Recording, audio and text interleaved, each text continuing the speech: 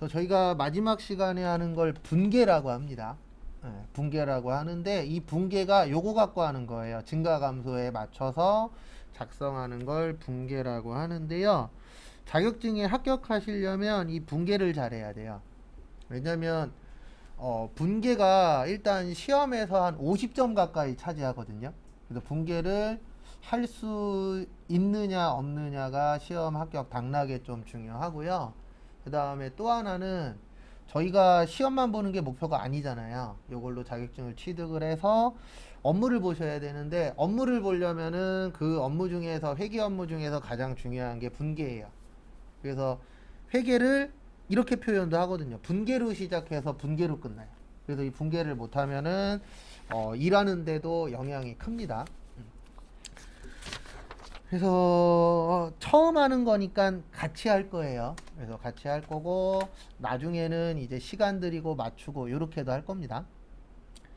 근데 우리가 아직 이거 못 외웠잖아요. 예, 그래서 이거 못 외워도 풀 수 있는 방법이 하나 있긴 있거든요. 근데 원래는 이거에 맞춰서 하는 거예요. 근데 좀 잘 헷갈리시는 분들은 우리는 회사 입장에서 하는 거라 그랬습니다. 누구 입장이요? 회사 입장. 그래서 회사로 들어오면 차변이고요.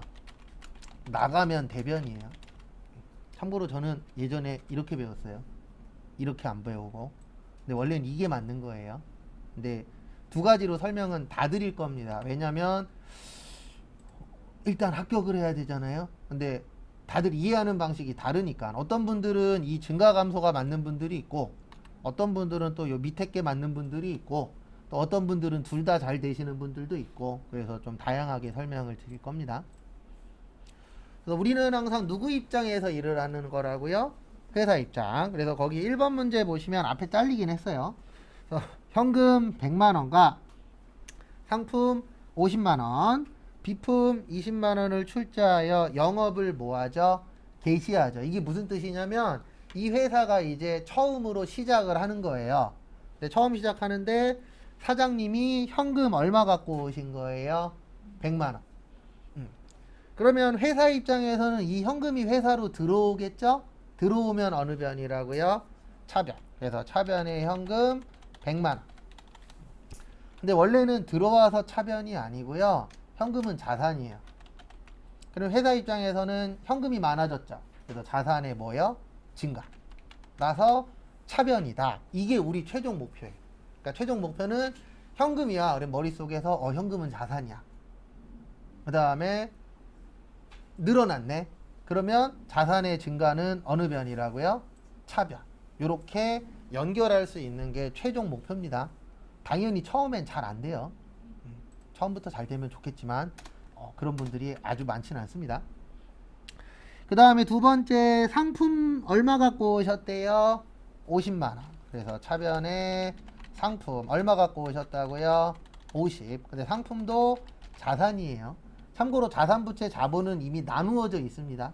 그래서 상품은 자산인데 회사로 가지고 왔으니까 회사 입장에서는 많아지겠죠? 그래서 자산의 뭐요?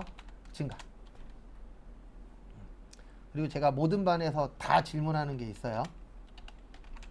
상품이라는 용어가 있고요. 제품이라는 용어가 있습니다. 다들 상품, 제품 들어봤죠? 두 가지의 차이점. 틀려도 괜찮아요. 틀릴 수도 있죠, 뭐. 그리고 제가 앞으로 수업 시간에 많이 물어볼 거예요. 그러면 아는 거 있으면 대답하시고, 모르는 거면은 체크 한 번씩 더 하시고. 상품은 사다가 파는 거예요. 그러면 제품은요? 네, 만들어서 파는 거. 그래서 우리 회사가 제조회사야. 그러면은 제품인 거고, 우리 회사가 유통회사야. 아니면 남이 만든 거를 사다가 파는 회사야. 이런 회사들이 있죠. 그런 회사는 뭐가 되는 거예요? 상품. 그래서 나중에 취업했는데, 나 취업했는데 우리 회사 공장이 있네? 그러면 제품인 거고. 우리 회사는 사다가 판대네? 그러면 상품인 거고. 그리고 제조회사라 그래서 무조건 제품은 아닙니다. 왜냐면 제조회사도 사다가 파는 물건들도 있어요. 그리고 그렇게 이제 상품이냐 제품이냐 구별할 줄 아셔야 됩니다. 근데 은근 이거에 대해서 정확하게 모르시는 분들이 많아요. 근데 왠지 아세요? 살아가는데 지장 없거든요. 상품 보고 제품이라고 얘기해도 상관없고요. 제품 보고 상품이라고 얘기해도 상관없어요. 일반적으로는. 근데 공부하시는 데는 꼭 나눌 줄 아셔야 됩니다. 왜냐면 시험 문제에 웬만하면 상품 제품 주거든요. 근데 안 줄 때가 있어요. 그러면 내가 구별을 해야 돼요. 네, 그래서 상품 그러면은 사다가 판매하는 겁니다. 그 다음에 거기 보시면 또 비품 갖고 오셨대요. 그래서 비품으로 얼마 갖고 오셨어요? 20만원. 그래서 자산의 증가. 그리고 비품의 뜻이 뭐냐면은요, 1년 이상 사용하는 집기류나 비품류를 일명 비품이라고 합니다.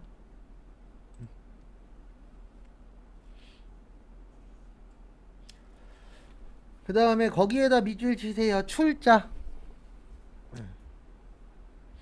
출자가 이제 사장님이 돈 내시는 거예요. 요걸 뭐라 그러냐면 자본금이라고 합니다. 뭐라 그런다고요? 자본금 170. 그래서 자본의 증가. 일단 적으세요.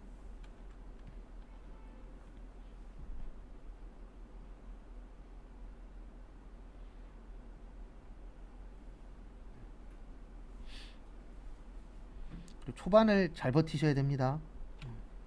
제가 봤을 때 모든 공부는 초반에 버티기 싸움이에요. 그래서 이런 분들이 있어요. 개인적으로 수업을 포기하시는 분들까지는 괜찮은데 공부하다가 이런 얘기 하시는 분들이 있어요. 저 이거 안 맞아서 못하겠어요. 그러면 아직까지 한 명도 제가 이 질문을 못했는데 제 죽기 전에 누군가한테 질문을 할 거거든요. 그게 누구가 될지 모르겠지만 아마 여기를 그만두겠다라는 생각을 갖고 있을 때 질문을 할 확률이 높아요. 왜냐면 그런 거 얘기하면 싫어할 사람이 많으니까. 뭘 물어보고 싶냐면 그럼 도대체 본인하고 맞는 건 뭐예요? 이거 진짜 물어보고 싶어요. 이런 얘기는 답이 아니에요. 노는 거요. 노는 건 다 맞아요. 돈 쓰는 거야. 돈 쓰는 거 다 할 수 있어요. 그거 말고 직업적으로 나하고 100% 맞는 거 없어요. 저도 이거 지금 100% 맞아서 하는 거 아니에요. 어느 정도 맞으니까 하는 거지. 근데 이건 아셔야 돼요. 뭐는 아셔야 되냐면 나하고 맞는 거 나도 몰라요. 맞죠? 저도 제가 이거라고 있을지 몰랐어요. 왜냐면 제 첫 직장이 저 대학교 다닐 때 학원 강사 했었거든요. 대학교 다니면서 그 학원이 망했어요. 그래갖고 무슨 생각했었냐면 난 학원 강사는 안 할 거야. 왜냐면 처음에 처음에 한 일이 망했으니까. 근데 어느 순간 여기 앉아 있잖아요. 네. 근데 저도 이 일을 왜 하냐면은 제가 제일 싫어하는 게 책바퀴 돌아가듯이 맨날 똑같은 거 하는 거 되게 싫어하거든요. 근데 왜 싫어하냐면 재미가 없어요. 근데 이건 재밌는 게 여러분들 120시간 끝나고 나가죠. 다음 사람 들어오죠. 그러면 또 그 사람들하고 또 맞춰야 돼요. 이래저래. 근데 또 성향들이 또 다르잖아요. 어떤 반은 수업 많이 하는 거 좋아하는 반, 어떤 반은 잡소리 많이 하는 거 좋아하는 반, 어떤 반은 열심히 하는 반, 어떤 반은 덜 열심히 하는 반. 참고로 아까 제가 이 학원의 합격률이 몇 프로냐 이거 있었잖아요. 제일 중요한 건 그게 아니고요. 수업 때 제일 중요한 거는 첫 번째는 강사하고 그게 아니고 같이 배우시는 분들이 어떤 분이냐가 제일 중요해요. 그 다음이 강사예요. 아무리 앞에서 잘해도요. 누군가 한 명이 뒤흔들어 버리면 그 반 망해요. 종종 있어요.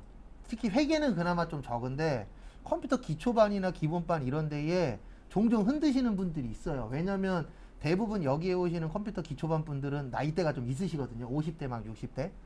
참고로 제가 가르쳐 드린 분 중에서 나이 제일 많은 분이 101세예요. 예전에 컴퓨터. 제가 노인복지관에서 한 5년 일했거든요. 나중에 뭐 노인분들 관련된 에피소드도 이야기하긴 하겠지만 근데 그분들이 잘못된 게 아니고 저도 그러니까 이게 어느 정도 나이가 되면 본인의 신념이 너무 세요. 예, 그러다 보니까 이게 맞출 수 있는데도 안 맞춰버려요. 그래서 과거에 기초반에 어떤 분도 있었냐면 저희 반은 아니라 다행이었는데 못하세요. 제일 꼴찌로 하세요. 참고로 그분 다 할 때까지 그 반 올수톱이에요. 있어요 그런 분이. 새로운 자료 줘도 안 돼요. 왜요? 이 자료 나는 못하는 자료니까. 그런 반도 있었어요 진짜.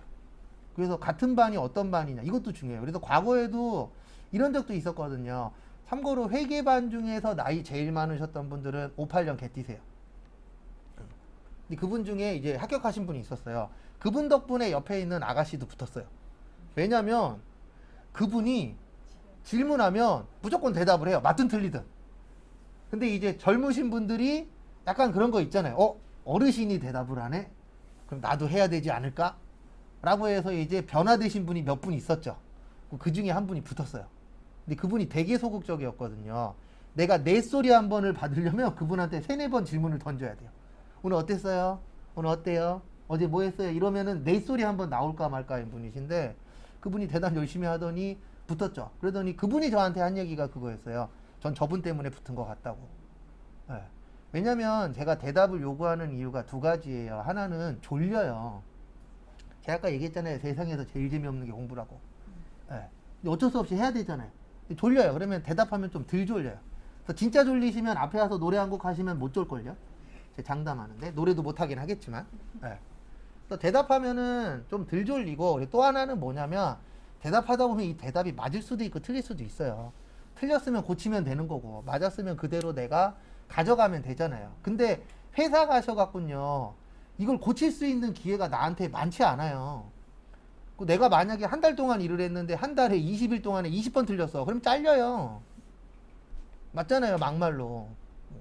저도 예전에 회사 다닐 때 우리 대리가 15개 틀린 거 내가 잡아갖고 이거 틀렸는데요. 고쳐줬어요. 그 15개 고쳐줬거든요. 나 하나 틀렸거든요. 끌려가서 욕먹었잖아요. 그게 회사잖아요. 막말로. 왜냐면 나는 부하 직원이고 그분은 내 윗상사니까. 상사가 잘못한 거는 고쳐주면 되지만 내가 잘못한 거는 혼날 수 있어요? 없어요? 있어요. 그래서 실수도 여기에서 할 거 웬만한 거 다 하고 가시는 게 본인한테도 플러스가 돼요. 그래서 대답을 제가 요구할 건데 안 하는 경우도 있어요. 왜냐면 모를 수도 있으니까. 근데 아는 거면은 속으로라도 대답하시고. 왜냐면 겉으로 또 대답 못 하시는 분도 있어요. 그리고 질문 못 하시는 분은 카톡이나 메일로라도 보내세요. 이건 성향이에요. 저도 어렸을 때는 저도 이런 성향이 아니었어요. 저 집에서 말 맞다나 그 일본 분들이 하는 말이 그 히키코모리? 라고 있죠. 혼자서 이렇게 집에 계신 분들. 저도 약간 그런 성향이었거든요. 히키코모리까지는 아니었지만 집에 오면 밥 먹고 내 방 가고 컴퓨터 하는 게 내 일과 중에 하나였으니까. 그런 생활을 했었던 사람인데 먹고 살려고 하다 보니까 이렇게 바뀌더라고요. 어느 정도로 바뀌었냐면 옛날에 백화점에 줄 설 일이 있었거든요. 뭐 물건 사러.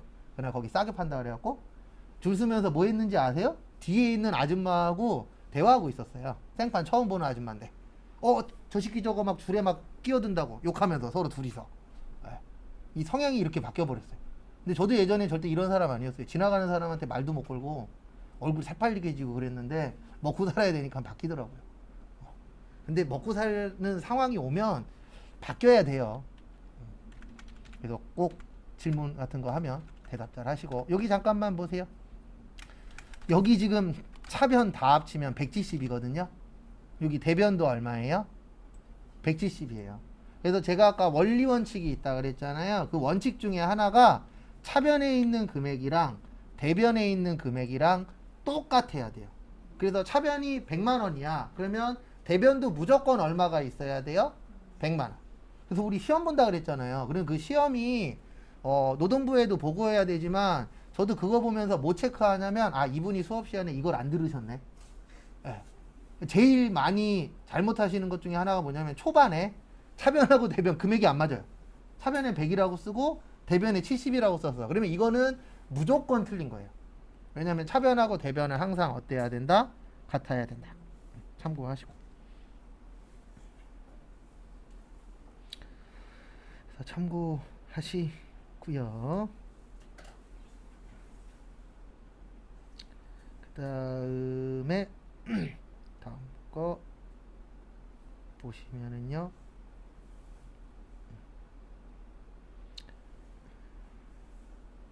잠시만요.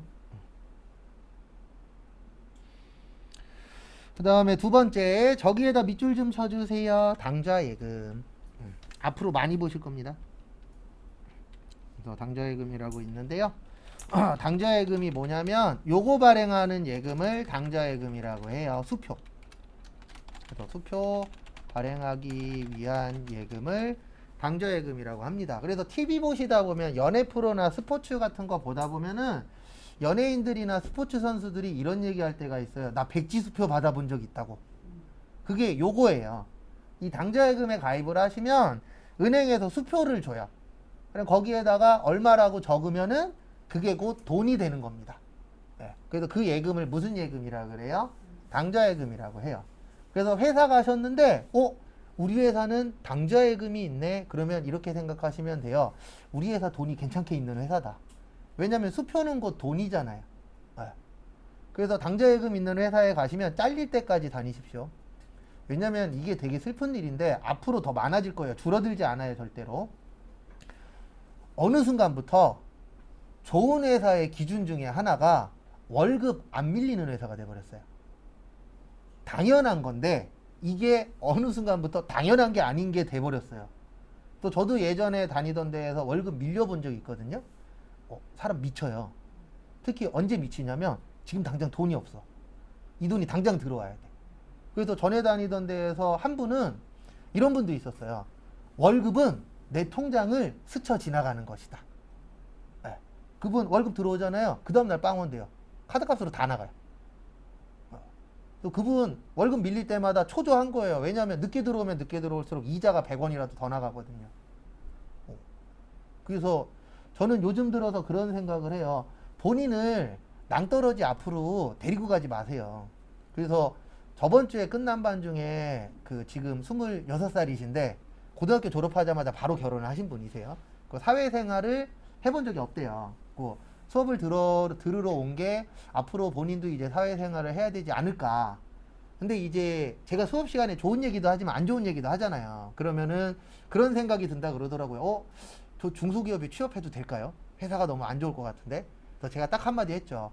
지금 남편분이 벌어오셔서 지금 당장 일을 안 해도 되는 상황이지만 오히려 이럴 때 일자리를 알아보시라고. 왜냐면 아직 낭떠러지 아니잖아요. 그러면 다녀보다가 별로면 뭐 해도 돼요? 그만둬도 돼요. 왜냐면 아직 내 상황이 그런 상황은 아니니까. 근데 아까 제가 이야기했듯이 저희 와이프 다니는 어린이집 거기 선생님처럼 대출금으로 200만 원이 한 달에 나가야 돼. 그분 못 그만둔다니까요. 그만둬도 바로 일자리 찾아야 돼요. 왜요? 대출금을 못 갚아요. 만약에 대출금 갚으면 진짜 거짓말 안 하고 한 달 내내 간장에다 밥 비벼 먹어야 돼요. 막말로. 참고로 저희 와이프도 내년 3월부터 놀아요. 아기가 이제 초등학교 1학년 들어가니까 아기한테 조금 더 하고 싶다. 그리고 어린이집에서 또 마음의 상처도 좀 몇 번 받고. 근데 그 얘기 하는데 제가 얘기했죠. 쉴 수 있을 때 쉬어라. 네 지금 당장 쉰다 그래서 우리가 내일 굶어 죽는 거 아니다. 이런 상황이니까 쉬게 하는 거지. 만약에 저희 집도 한 달에 대출금으로 200이 나가야 돼. 그러면 뭘 쉬어요? 계속 다녀야지. 이게 막바지에 몰아넣으면 내가 선택할 수 있는 선택 권한이 거의 제로가 돼버려요. 무조건 해야 되는 상황이 오거든요. 그래서 선택 권한이 있을 때 해보는 것도 어때요? 좋아요. 왜냐면 모든 회사가 다 좋은 회사 아니고 모든 사람이 다 좋은 사람 아니니까. 근데 항상 마음속으로 그 생각은 갖고 있죠. 좋은 사람이 걸리면 좋을 것 같아. 아니면 좋은 회사에 가면 좋을 것 같아. 이런 생각 해요? 안 해요? 하죠. 그래서 회사 갔는데 당좌예금이 있네. 그러면 진짜 잘릴 때까지 다니십시오. 왜냐면 당좌예금이 있다는 얘기는 월급이 웬만하면 밀리지는 않을 거예요. 근데 이것도 있습니다. 제 회사 다닐 때 그러니까 제가 여기가 17번째여서 좋은 건 뭐냐면 예제가 많아요. 근데 단점은 뭐냐면 깊지는 않아요. 짧게 하고 그만뒀으니까. 저는 회사 다닐 때 이런 회사를 다닌 적이 있었어요. 거기 이제 불 만드는 회사거든요. 그러니까 뭐 중식집 이런 거 나오면 불 올라오는 거 있잖아요. 불판. 그런 거 만드는 회사였는데 제가 거기 그만둘 때까지 제일 많이 들은 얘기가 뭔지 아세요? 뭐였냐면 너 여기 빨리 때려쳤어요. 그만두라고. 근데 그런 회사 처음이자 마지막이었어요. 회사에서 이제 직장 상사분들을 보잖아요. 거긴 대부분 오래되셨어요. 막 15년, 20년 이렇게 되신 분들인데 나만 보면 밥 먹으면서 하는 말이 빨리 때려쳐. 제가 왜 그런지 알려드릴게요. 그 처음에는 그렇죠. 타이밍 놓쳤죠. 처음에는 왜 그러시나 그러고 있었죠. 왜냐면 나 이제 들어온 지 일주일 됐는데 나만 보면 막 주변 사람들이 다 때려치래. 그래갖고 처음에 왜 그러시지 그랬는데 언제 알았냐면요. 제가 거기 다니고 이제 한 달 후에 저한테 월급 계산이 넘어왔어요. 왜냐면 어쨌든 본인 하기 귀찮은 건 밑에 부하직원 주잖아요. 월급 계산이 내려왔는데 월급 계산 보고 알았어요. 월급이 20년 차인데 생산직이세요. 생산직이긴 하지만 월급이 250이 안 돼요. 있어요. 그런 데들 아직도 중소기업 중에. 20년 되는. 그렇죠. 20년이 넘었는데. 네. 근데 얘기하신 것처럼 타이밍을 놓친 거예요. 타이밍이 있었어요. 그 타이밍에 맞춰서 다른 데 가신 분들은 막 5, 600 번대요. 왜냐면 기술자니까. 네. 근데 여기는 문제가 뭐였냐면 직접 생산을 하진 않았어요. 기본적인 부품들은 중국에서 생산해갖고 부품을 갖고 와서 한국에서 조립해서 파는 업체였거든요. 그러다 보니까 생산직은 생산직이지만 기술이 필요가 없는 생산직이 돼버린 거죠. 근데 대부분 나이대가 40대 후반, 50대 초반이셨어요. 20년 넘었으니까. 그러면 못 나가요. 네, 왜 못 나가요? 안 뽑아줄 확률이 높으니까, 딴 데서. 그렇죠. 그래서 그분들이 타이밍을 놓쳐서 그렇게 됐었죠. 그때 알았어요. 그리고 밥 먹으면서 물어봤죠. 어떻게 먹고 살아요? 그랬더니 대출 받아서 먹고 산다고. 근데 또 많이 들어올 때도 있긴 있어요. 뭐 야근하고 그러면 어느 정도 돈은 되니까. 근데 그 회사의 특징 중에 하나가 야근이 많은 회사가 아니었어요. 사무직은 좋아요. 왜요? 야근 안 하니까. 근데 생산직은 안 좋아요. 생산직은 야근 많은 데가 좋아요. 왜냐면 생산직은 야근하면 야근 수당 나오잖아요. 대부분 사무직은 야근하면 야근 수당 안 나와요. 왜 안 나와요?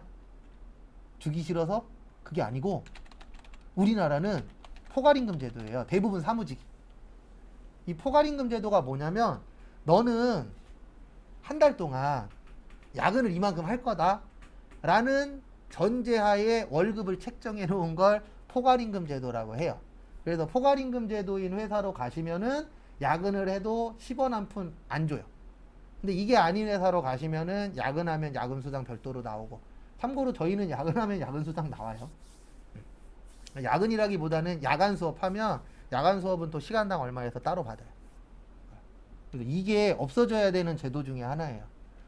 근데 쉽게 없어지진 못할 거예요. 왜냐면 이게 없어지면은 또 어떤 문제가 생기냐면은 오너들 입장에서 뭐가 많이 나가야 돼요? 또 돈이 많아요. 돈이 많이 나가야 되죠. 그러니까 뭐 하나 없애는 게 쉽진 않아요. 왜냐면 한쪽만 볼 수는 없으니까. 그래서 법 만드는 게 참 어렵겠다라고 느끼는 게, 회계 공부하다 보면은 아 요거 없어졌으면 좋을 것 같아. 근데 또 반대쪽에서 생각해보면 이쪽도 또 죽을 노릇이겠네. 이렇게 되긴 되는 거죠. 근데 솔직히 저는 사용자가 아니잖아요. 예. 저는 오너가 아니고 직원이니까 포괄임금 제도는 없어지는 게 좋은 거다 쪽에 좀 더 치중되어 있긴 한데, 이거 없애기가 쉽지는 않을 거예요. 왜냐면 요즘 안 그래도 중소기업 잘 안 되잖아요. 근데 중소기업이 안 되는 이유 중에 하나는 대기업 때문에 그렇습니다. 제가 여러 군데 다녔다 그랬잖아요. 그래서 과거에 그 대형마트에 진열장 납품하는 회사 다녔었거든요. 네. 그러니까 여러 군데 다녀서 그건 좋아요. 근데 수업 시간에 좀 안타까운 게 건설회사를 못 다녀봐서 4대 보험 할 얘기가 많지 않아요. 건설회사 4대 보험이 좀 특이하거든요. 왜냐면 일용직분들 쓰잖아요. 그거까지 알면은 조금 더 알려드릴 게 많을 텐데 그게 없다라는 게 조금 아쉽긴 한데, 그래도 이것저것 해봤으니까. 그 진열장 하는 회사들 있잖아요. 대기업에 납품하면 마이너스예요. 근데 납품해요. 마이너스인 거 알면서. 대부분 최저입찰제예요. 만약에 여기 지점이 5천만 원짜리야. 그러면 최저입찰이 5천이 기준금액이거든요. 근데 5천을 못 써내요. 4,900, 4,850 이런 식으로 낮춰서 써요. 왜냐면 최고입찰제가 아니고 최저입찰제니까. 마이너스 돼도 들어가요. 그리고 이거를 이제 어디에서 빼먹냐면 대기업이 아닌 회사에서 오더 들어오잖아요. 그러면 그런 데에서 빼먹는 거예요. 근데 왜 대기업을 왜 들어가냐면은 어쩔 수 없습니다. 이것도 이제 신뢰성의 문제인데, 만약에 내가 어떤 물건을 사려고 해요. 근데 이 회사가 대기업에 납품하는 회사래. 그러면 머릿속에서 이런 생각을 합니다. 좋은 회사야. 왜요? 대기업에 뭐 하니까? 납품하는 회사니까. 근데 비슷한 물건이 있는데 가격도 조금 싸. 근데 내용을 봤더니 그냥 중소기업에 납품하는 회사래. 그러면 머릿속으로 조금 더 주더라도 대기업에 납품하는 회사가 좀 더 좋지 않을까? 이런 생각 해요, 안 해요? 해요. 그런 것 때문에 마이너스 내더라도 대기업에다 물건을 파는 거예요. 그러니까 우리나라가 바뀌려면 이거 절대 불가능한 얘기입니다. 대기업의 생각을 뜯어 고쳐야 되는데 없어요. 실질적으로 중소기업이 힘든 가장 큰 이유 중에 하나가 대기업에서 빼먹는 게 어때요? 많잖아요. 근데 설마 이거를 국민도 아는데 국회의원이 모르겠어요? 알고는 있지? 근데 왜 안 해요? 자기 친구들이 사업하고 있잖아요. 내가 법 바꾸면 내 친구 죽으라는 얘기인데, 아니면 내 가족들이 힘들어지는데, 그러니까 못 바꾸죠. 그래서 조금 안타까운데 뭐 어떡하겠습니까? 우리야 일단 돈을 많이 벌어야 되니까 요거 있는 회사 들어가면은 큰 회사예요. 왜냐면 작은 회사한테는 은행에서 이거 주지도 못해요. 왜냐면 공수표 남발할 수도 있잖아요. 돈 없는데 막 100억 써내. 이럴 수도 있으니까 요거 있는 회사는 좀 큰 회사다라고 보시면 됩니다. 그래서 거기 보시면 현금 30만 원을 은행에 예금했대요. 그러면 우리 은행 가서 예금해 본 적 있죠? 그러면 이렇게 하면 되는 거예요. 은행에 가서 현금을 내가 가져요, 직원한테 줘요? 주죠. 주면 들어와요, 나가요? 나가죠. 나가면 어느 변이라고요? 대변.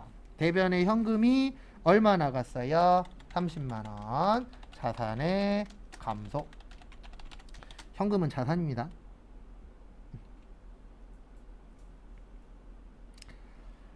그리고 이 돈이 누구한테 갔다고요? 예금으로 들어갔죠? 그러면 들어오면 어느 변이라고요?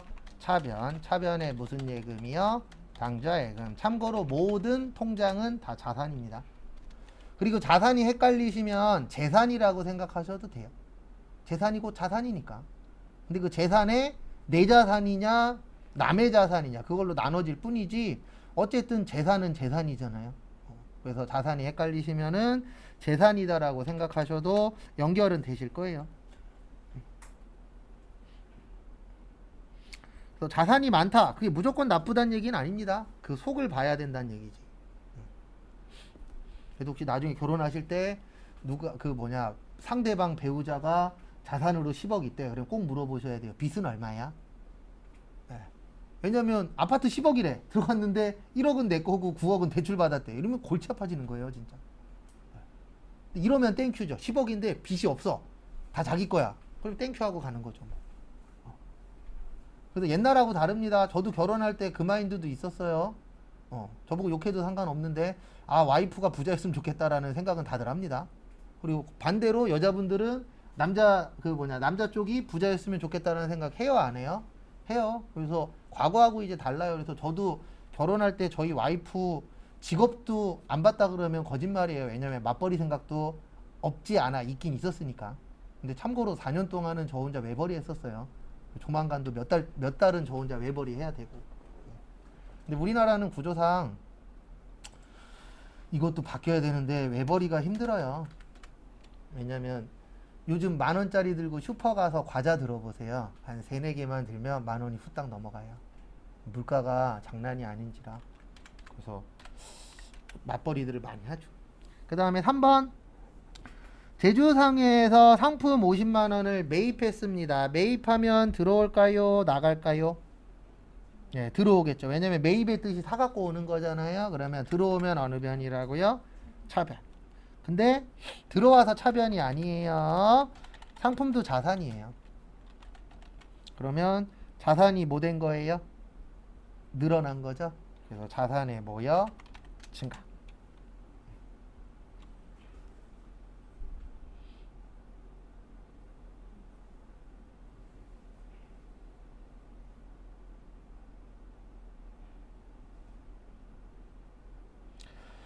그 다음에 대변에 답 먼저 쓰고 설명드릴게요. 외상으로 한 걸 뭐라 그러냐면 외상 매입금이라고 합니다.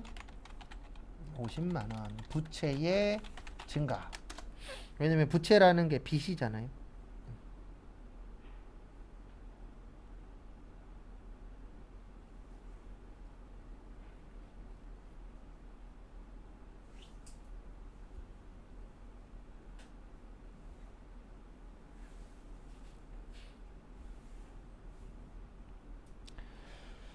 그래서 외상 관련돼서 좀 설명을 드리도록 하겠습니다. 요거는 앞으로도 몇 번 더 쓸 건데 외상에는 외상 매출금, 외상 매입금이 있고요. 그 다음에 미수금, 미지급금이 있습니다. 그래서 위에 거는 언제 쓰냐면 판매와 관련이 있을 때 쓰는 거고요. 밑에 거는 판매와 관련이 없을 때.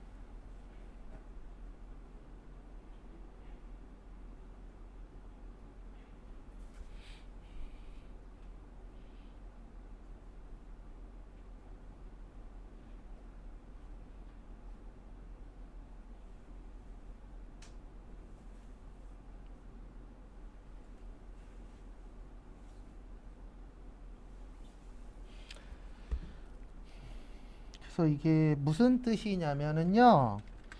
위에 보시면 외상이라는 말 들어간 거 있잖아요. 요거는 뭐 할 때 쓰는 거냐면 팔려고 했을 때. 그래서 제가 아까 상품은 사다가 파는 거라 그랬잖아요. 그러면 판매와 관련이 있다. 그 다음에 판매와 관련이 없을 때는 밑에 거.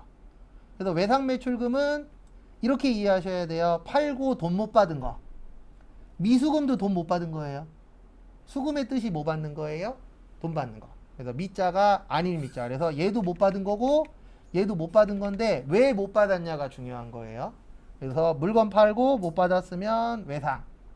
그 다음에 물건이 아닌 걸 팔 수도 있거든요. 왜냐면 이런 경우에 어떤 경우냐면 만약에 우리 회사가 자동차 판매 회사예요. 무슨 판매 회사요? 자동차. 그러면 우리 회사는 자동차가 판매와 관련이 있는 거죠. 맞죠? 근데 이럴 수도 있잖아요. 우리 회사에서 쓰던 컴퓨터를 팔았어. 그럴 수 있어요? 없어요? 있죠. 그러면 그때는 요 밑으로 가는 거예요. 왜요? 우리 회사의 컴퓨터는 팔려고 갖고 있었던 게 아니잖아요. 원래 뭐 하려고 갖고 있었어요? 쓰려고. 그때는 아래쪽. 그 다음에 팔려고 갖고 있는 건 위에 쪽. 그래서 제가 아까 그 얘기 했었잖아요. 요즘 많은 분들이 회계 배운다고. 왜냐면 회사마다 팔려고 하는 건 다르지만 격리 직원, 회계 파트 직원은 필요해요? 필요 없어요? 필요하죠. 그러니까 이쪽이 많이 배우시는 거예요. 왜냐면 갈 수 있는 폭이 어마무시하게 넓어집니다. 왜냐면 병원에서도 격리 직원 뽑죠. 참고로 저도 병원 면접까지는 봐서 합격한 적이 있었어요. 근데 이거는 17개 안 들어가요. 합격했는데 안 갔어요. 왜 안 갔냐면 남자는 병원 직원을 하게 되면 제일 처음에 여자분들하고 달라요. 여자분들은 대부분 주간 근무 시키거든요. 근데 남자분들은 대부분 야간 근무를 먼저 시켜요. 야간 근무를 하다가 주간에 TU가 나면 그때 주간으로 넘겨져요. 근데 그것 때문에 안 간 게 아니고 저것 때문에 안 갔어요. 제가 지금은 운전을 하는데 그 당시에는 장롱면허였거든요. 근데 전제 조건이 있었어요. 뭐가 있었냐면은 앰뷸런스를 새벽에 몰아야 된다. 네. 근데 중요한 게 내 장롱면허인데 큰일 날 일 없잖아요. 그리고 거기 가고 이제 면접을 보는데 얼마 벌고 싶네요. 얼마 벌고 싶다 그랬더니 그 금액은 힘들 것 같은데 지금 당장 얘기가 아니고 미래에도 힘들 것 같다라는 식으로 얘기를 하더라고요. 그래서 아 여긴 나하고 안 맞겠구나 그래서 안 갈 생각으로 잠자고 있는데 연락이 온 거죠. 네. 뭐라고요? 내일부터 출근하라고. 네. 아 그런 연락 몇 번 받은 적 있어요.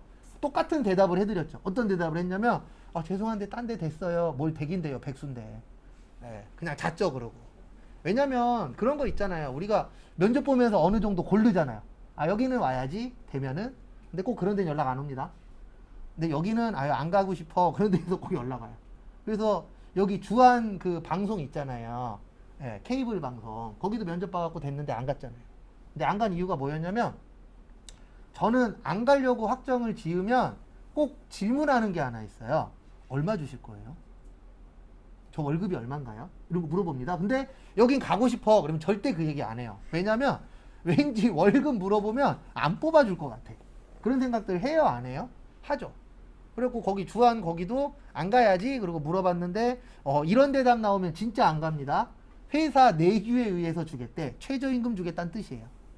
근데 그 당시에는 최저임금도 없었을 때였거든요. 그러면 한 120, 130 죽었죠. 지금 최저임금 있는 게 되게 좋은 겁니다. 맞죠? 아시는 분들은 아시겠지만 저 예전에 저기 뭐냐 PC방에서 알바할 때 2,200원인가 2,300원 받았어요. 한 달 죽어라고 일하면 60만 원 벌어요. 죽어라고 일 안 하면 한 2, 30만 원 벌고 100시간 일해야 2, 30만 원이잖아요. 지금 최저임금 있는 게 진짜 좋은 거예요. 예전엔 진짜 근데 예전에는 그게 맞았었으니까 많이 주는 데도 없었죠. 그래서 우리 회계는 요게 중요해요. 팔 거냐 말 거냐. 그래서 어떻게 보면 회계 공부하시면 꿈을 이루는데 조금 도움이 돼요. 그래서 내가 만약에 요리 쪽에 관심이 많아. 그러면 외식 관련된 회사 들어가면 되잖아요. 외식 관련된 회사에서도 격리 직원 뽑으니까. 근데 요리는 요리로만 한 군데밖에 못 가잖아요. 근데 회계 배우면은 요리 관련된 회사도 갈 수도 있고 자동차 관련된 회사도 갈 수도 있고 여러 군데 갈 수 있는 범위는 넓어지죠. 또 나는 병원 가고 싶어. 그럼 병원도 일자리 나와요.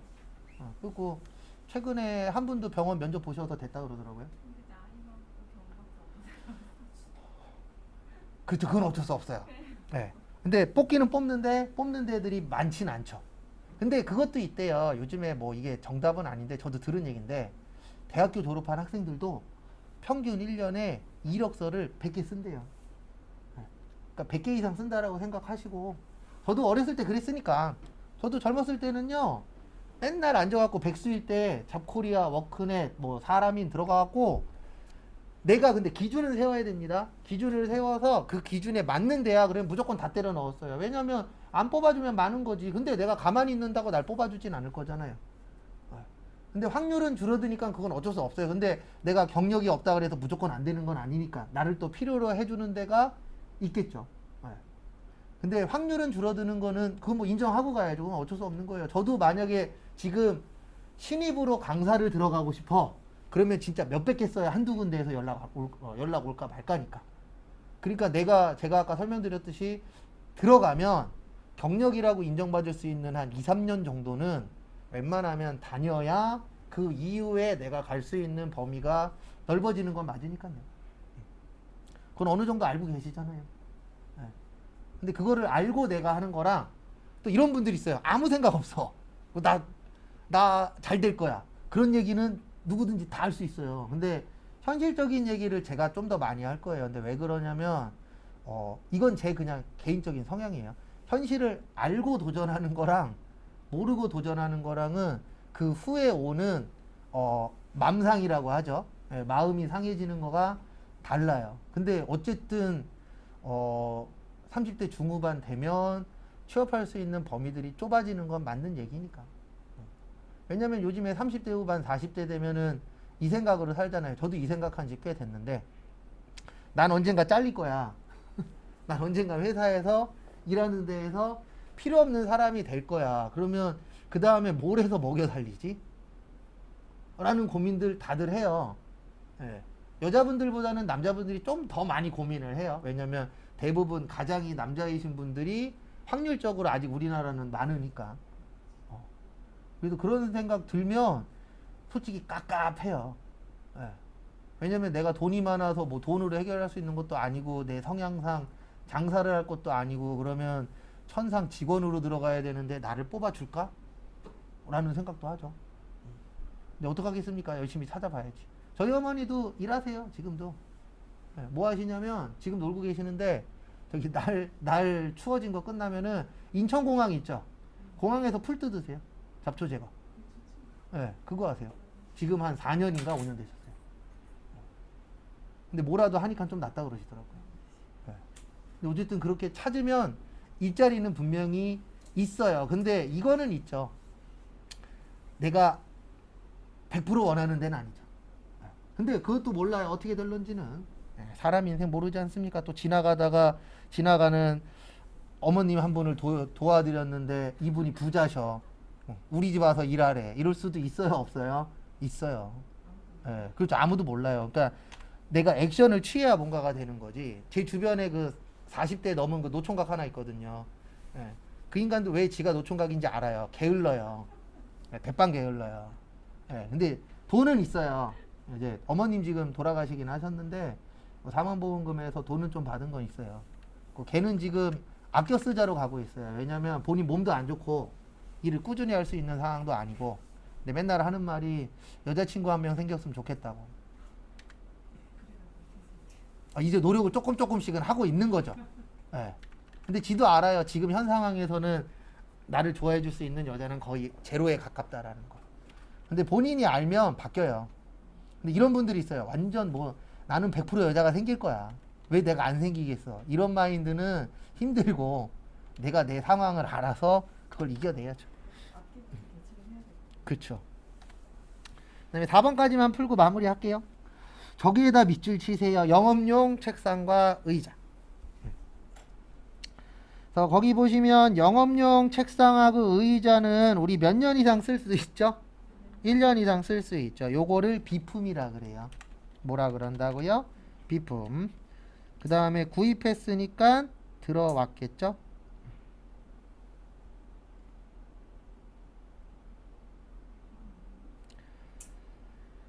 그다음에 얼마치 사셨어요? 10,000원. 근데 왜 차변이냐면 비품이 많아졌죠. 자산의 증가. 그 다음에 대변에 수표 발행했대요. 앞으로 이 문구 엄청 많이 나옵니다. 그래서 대변에 수표 발행했으니까 무슨 예금이요? 당좌 예금. 당좌 예금 얼마요? 10,000원. 자산의 감소. 마무리